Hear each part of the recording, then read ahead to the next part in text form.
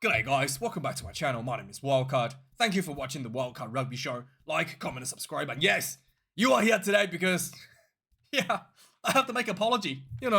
I am so sorry. I made this video yesterday, and I challenged the integrity of the great Andy Farrell and his selection policy. How dare I? How dare I accuse him of selecting English and Irish players ahead of the Welsh? Okay, how dare I? There's no bias there. Okay, there's no bias in terms of selections and picking players for Andy Farrell. Okay, he's the greatest and fairest of them all. Okay, and Thomas Williams, I was notified by all the Lions fans in the comments, he was not playing because he was sent home from an injury. Okay, that's just normal stuff. Like throwing away a broken condom, right? Just get rid of it and get a new one.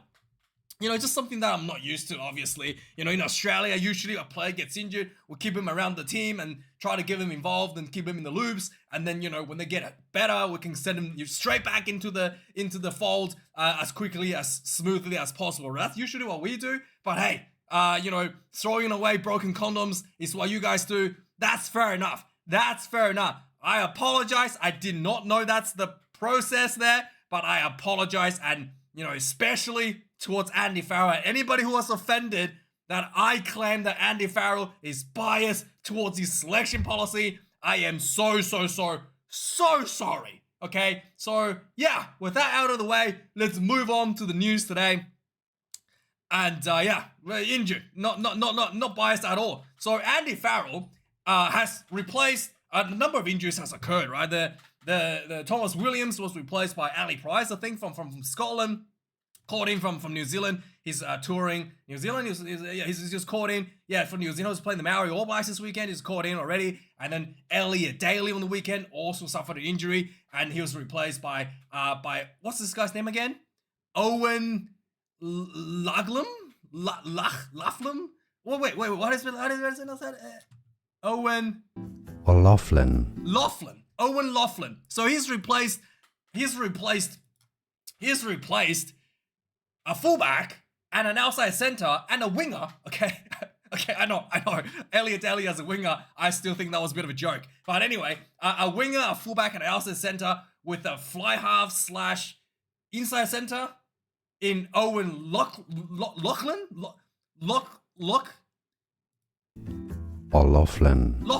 Owen Laughlin. Okay, and I replaced him with Owen Laughlin, and that's just, who knows? I can't explain that. I don't know why, other players isn't selected. Maybe you can select someone like Darcy Graham as a winger if you need that. If you need a fullback, I'm sure there's other fullbacks. I don't know.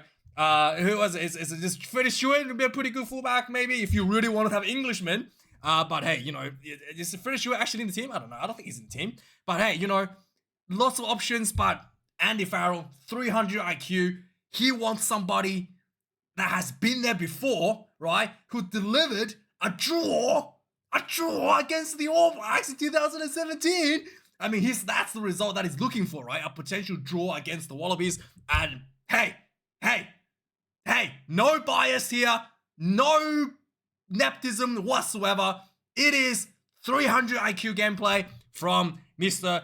Andy Farrell, the great Mr. Sir Andy Farrell, okay? That's enough said, moving on. And obviously, the British and Irish imports, the British and Irish Lions, I'm not allowed to say the word import anymore. The British and Irish Lions has put up the team against the Waratahs this weekend. Now, one thing I do want to point out, this is a big missed opportunity. So first up, the Waratahs actually got a few returns from the Wallabies, especially the return for Tanela Tupou. He's one of those players, has the potential to be the best tight head prop in the world. He hasn't really found his form yet, but this would be a great test for the Lions to put up their best 4-pack to see how they fare against Tupou. Because if Tupou is in form, you have a big problem at your hand. Especially currently, the Lions scrum hasn't been, lighting the world on fire. Putting on your best 4-pack and really try to get that scrum locked down is really important, especially given an opportunity to go against the potential. Definitely someone who's going to be in the 23 for the Wallabies, and the Lions has opted for not Andrew Porter. I I just don't understand why they didn't put Andrew Porter on the field for this one, given the opportunity presenting yourself. No Andrew Porter, no Ellis Genji, both loose head props would have been great to go up against Tupou. So already, this missed opportunity here by Mr. Andy Farrell. But hey, sorry, I am so sorry. I should never, ever challenge Andy Farrell and his greatness at 300 IQ. I'm sorry. Let's look at the Get team that's been selected against the Waratahs. Coming number 1, Pierre Schoeman from Scotland. Luke Cowan-Dickie, number 2, Phelan Billum. Ty Byrne, number 3. James Ryan, Ty Byrne, number 4. James Ryan, number 5. Henry Pollock has moved to number 6 from number 8. George Van der Fleer, number 7. And Ben Earl gets the nod at number 8. At number 9, Alex Mitchell. Number 10, Finn Smith. Number 11, finally, Blair Kinghorn after finishing top 14. I think they won. Top 14 coming in at number 11. And then we got Simone Tuipulotu coming number 12. Hugh Jones, the two, what is it? Scotland. I forgot the name of the country. Scotland centers comes in at number 14, Matt Hanson. At number 15, Hugo Keenan. Hugo Keenan had a bit of an injury last week. He was supposed to be, like Elliot Daly replaced him, but he's okay to play. He has been injured for a very long time and finally kind of returned to the fold. And this will be his first outing and first lines towards game for first lines to a game ever in his career. And this is the first game back in a test match for quite some time now for Keenan. In replacements, we've got Dan Sheehan, Ellis Genge, Ty Furlong, Joe McCarthy, and Scott Cummings. Number 12, Jack Morgan, Ben White, and finally, number 23, Marcus Smith. So the Ellis Genge on the bench. The problem is he might get a little bit of taste for Tupou, but usually Tupou only play about 45 minutes. He pretty much gets taken off the field just after halftime. So if Ellis Genge comes on 50 minutes after halftime, he's probably not even going to get a chance to scrum against Tupou at all. So yeah, really missed opportunity here for the British and Irish Lions to test out the depths of the Wallaby prop in the terms of Danilo Tupou. For the Waratahs, lots of new players, a few returns. Let's just go. Rob Leota gets a nod here. Charlie Gamble gets another shot. Hugh Sinclair, Teddy Wilson, Darby Lancaster coming to number 11. We've got Jack Bowen for number 10. I don't really know this guy too well, to be honest, at the fly half. I've got Joey Walton at number 12. Lalakai Forgetti at number 13. Andrew Callaway gets called back from the Wallabies at number 14. And then Lawson Crichton at fullback. Crichton could also play at number 10, so I'm surprised that they didn't put Crichton at 10.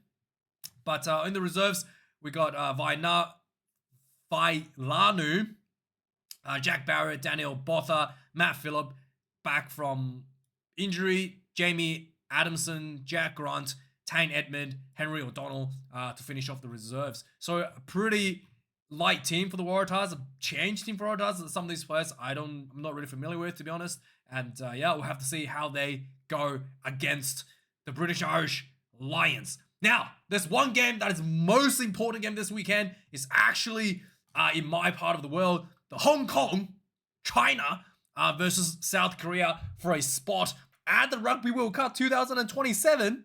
And this is a final round. The winner between the two teams will advance, will be qualified to play for the Rugby World Cup. And yeah, Hong Kong has been basically dominating throughout the previous games coming into this one. And then South Korea has been a bit shaky, much closer in terms of results, almost suffered an upset against Sri Lanka. But yeah, this will be the game that the winner will go through, and Hong Kong will really want to secure this one. Just one thing though, correct me if I'm wrong. Now I'm a little bit correct me if I'm wrong. That is the Hong Kong jersey, right? Yes. And I don't think any of these guys looks Asian to me. Yeah, I don't think any of them look Asian to me. But hey, I could be wrong. None of them look Asian or Chinese to me. But let me know. But like some of the some of the names are like Luke van der Smit. Wow, that's a very classic Asian name, I think. But hey, we love our imports, okay? And we're not ashamed of it. Let's move on. Nothing to see here. Move on. So the South Africans are the only nation that has, I guess, no imports nowadays. They used to have one, the Beast, right? And there's no imports in South Africa. Let's talk about the team. So last weekend, Sia Khaleesi had a bit of an issue, couldn't play, and this weekend once again against Italy, he's not able to be fielded for the game. But Rassie Erasmus has already talked about for this entire July test season, he wants to try out as many new players as he possibly can, including up to 50 players expected to be featured against the, in the July Test internationals.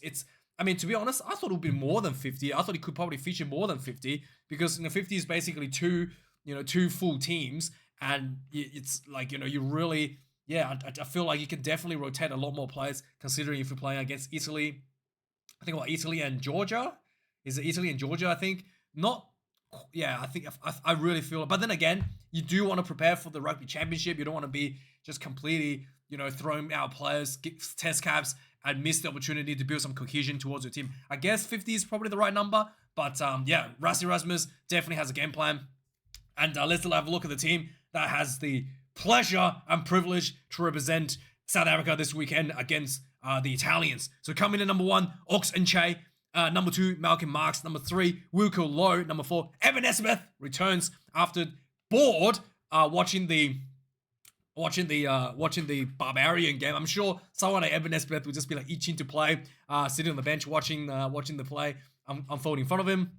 Lou Diacha, great return last week, gets a number 5 jersey. Marco van Staden gets number 6. Vincent Tisheuka gets Shituka.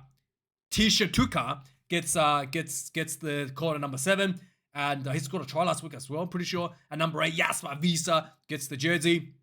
Number 9, Morey van der Berg. Number 10, Hendrik Pollard. Don't miss don't miss a bunch of penalty goals like you did in the Premiership final this time, Hendrik. Number 11, Curdy Adams. Number 12, Damien De Allende. Number 13, Jesse Krill. Really, really strong team. Number 14, Cheslin Kobe. And finally, the big, huge return of the greatest player in the history of the Springboks, Damian Willemse, will be back at number 15 in the fullback jersey. Famous fullback jersey, Springbok fullback jersey. Coming number 16, Bonging Bonambi. Number 17, Jan-Hendrik Wessels. Number 17, Vincent Koch. The big Koch comes back for, I'm sure he's got more than a try. I'm pretty sure he's not on 0 points, is he? I'm sure he scored 1 try for the Springboks, right? Has he not scored a try at all? Anyway, Achias Snyman comes in number 19. We've got Franco Moster, number 20. Huaga Smith, number 21. Albertus Smith, because apparently I'm pronouncing Huaga incorrectly. So Albertus Smith comes in number 21. And Faf de Klerk comes in number 22. And Willie LaRue comes in at number 23. This is a very, very strong Springbok team. But yeah, it is going to be really tough for the Italians to get something out of this one. But yeah, Rassie will definitely move on to, give more players some more time in the coming up few weeks after the initial statement that he wants to make against the Italians this weekend. So yeah, there was an injury in the Springbok camp. John Clang has been injured and sent back home to Ireland to nurse his injury.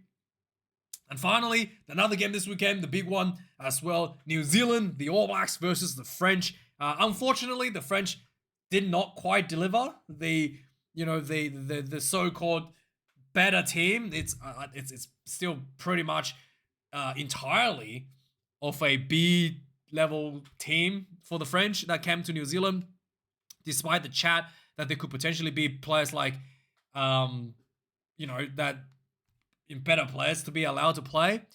Players like, what's his name? Matthew Jalibert, not allowed, still not allowed, despite the fact that he really didn't have that much game time. So yeah, despite all the chat, the French, I thought, still brought out a pretty weak team, weak squad overall for the tour.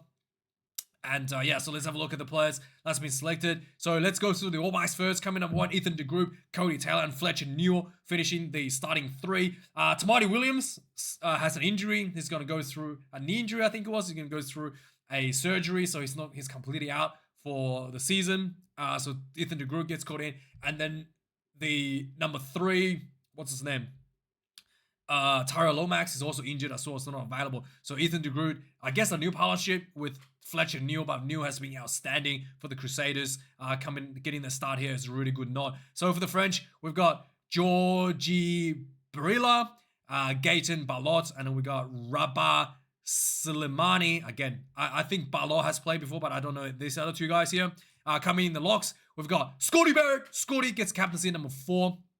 And the big debut for the mighty All Blacks, Fabian Holland. A lot of people have been talking really good about him, and this will be his time to shine as an international test player, Fabian Holland, for the All Blacks. At number 14, we got Hugo Arudao, and then Tyler Duguid. Again, another guy. I think Arudao has played for the French before. I'm not sure this guy's played for the French before. Tupavai has been moved to number 6. The head coach, Razor, has talked about switching players around, wanting players to play multiple positions. It is something that is kind of you are expecting to, especially a lock, expecting to play blindside flanker. Tupavai, I thought it's been outstanding, as already pretty much playing like a blindside flanker in terms of fulfilling a lot of the roles. The style that he plays, a very South African style, to be honest, in my opinion, that hangs around the ruck a lot and just imposes his like long limbs around the rucks to be a bit of a pang for the slowing the ball down and a bit of a pang around the ruck there. So he's already playing like a 6, and I think this will be a great opportunity for him to play there. Adi Savia has moved to the open side flanker position, leaving another debut, Christian Leo Willie from the Crusaders. Leo Willie has been outstanding. I think last year when I first saw him debuting for the Crusaders, I already knew this guy was going to be an All Black. He was like, you can tell this guy that he's another level. The way he handles the ball, so smooth, despite being like a rookie last year, so smooth, so like accurate, so physical, that makes almost no mistakes, and just outstanding player. Getting a debut here is just, something that I think is well-deserved, definitely well-deserved. I've been looking, I knew this guy was going to debut for over a year now at some point, and here is Christian Leo Willie. Watch out for this guy. For the French, we got Alexander Fischer, Killian Texrand, Mikhail Gillard at number 8. Coming number 9 for the All Blacks, Cameron Roygard and Bowden Barrett, the 9-10 combo. The Roygard has been pretty good for the Hurricanes, and Bowden has been, I thought it was okay for the Blues. I really thought they might put Ruben Love here, to be honest, for this test match, because Ruben Love is really just risen up. He hasn't played a full season as a 10, but he's risen through the ranks really quickly as a just seriously like a young, I don't know, almost like a young Bowden Barrett, like the style that he plays, cocky and just outstanding. And I thought this would be a great opportunity for him to debut, but especially alongside of Roygard. But he's not going to give a chance. Razor Robertson did talk about Ruben Love as a consideration for a number 10 for the All Blacks in the future, so it's definitely not out of the picture for the number 10 jersey there.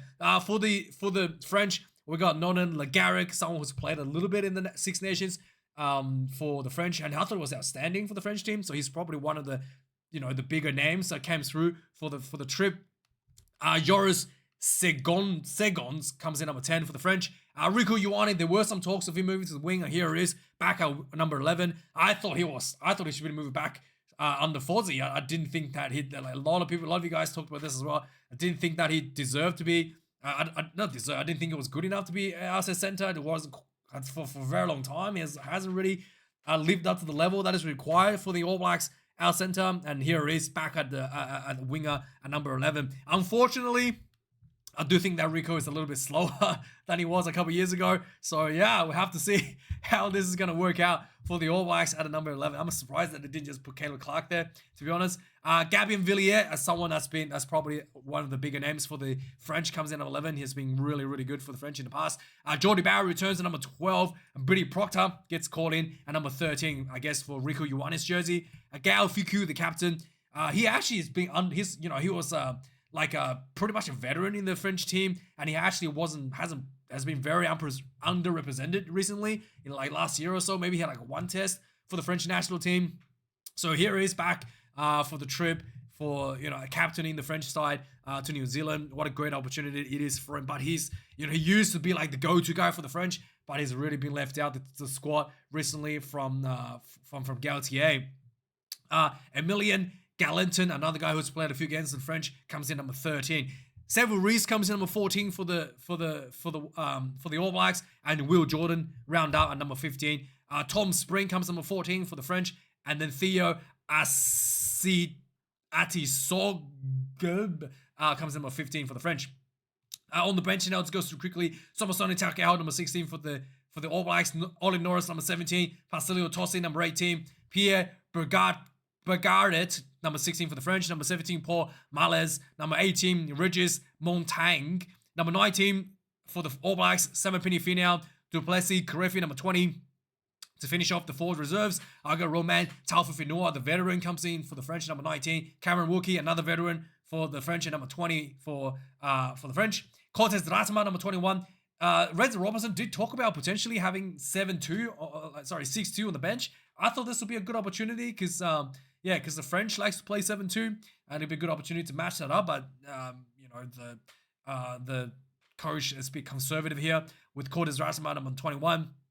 Quinn Tupaya, number 22, as a centre reserve. And then finally, Damien McKenzie as a utility reserve at number 23. The French, Jacob Van Tonda, number 21. Baptiste Jonel, number 22. And then Antoine Hastoy comes in number 23 to finish off the 23 for the French side. I think the All Blacks can win this one. Not going to lie, at home. And a big statement to be made for the team as well. So, Reds Robertson also talked about how they ended the mandatory forced resting period for a lot of the All Blacks and decided to do more of a tailored approach to the players, which is really good because back last year when they had that mandatory rest period, not only that all the players were just forced to rest, but they all forced to rest at the same time. So you get to the point in the middle of the season, suddenly half the All every team is missing their All Blacks, and it's just the B team on the field for every Super Rugby club in New Zealand, and it's just really poor quality from the viewership point of view as well. Now they're kind of rotating the players out in a more logic manner, so it's not a big vacuum of players being taken on the field for one of the rounds, which is much better overall for the viewers' point of view. But also, Raids have talked about how some players need more game time, and they had considered taking that into consideration in terms of giving rest time to players as well. George Bowers called in to replace Tamati Williams for his leg surgery. Meniscus, I think that's a leg, right? Anyway, moving on. Here it is. Tamati Williams injured, the big boy. So World Rugby has proposed some guidelines to improve the game, to look up players' welfare. This is a bit of a hogwash. The one thing I want to ask is one of the 6-point plans says women's specific interventions. What does that even mean? Is there anything we need to do to make the rugby? Do we have to change the law for women? Is that what this is suggesting? I don't know what this even means, but hey, you let me know if you have any ideas. Let me know. And also, care for players and former players, fostering a culture of welfare within the game. Isn't that the same thing? Anyway, I didn't write this. I don't work for World Rugby.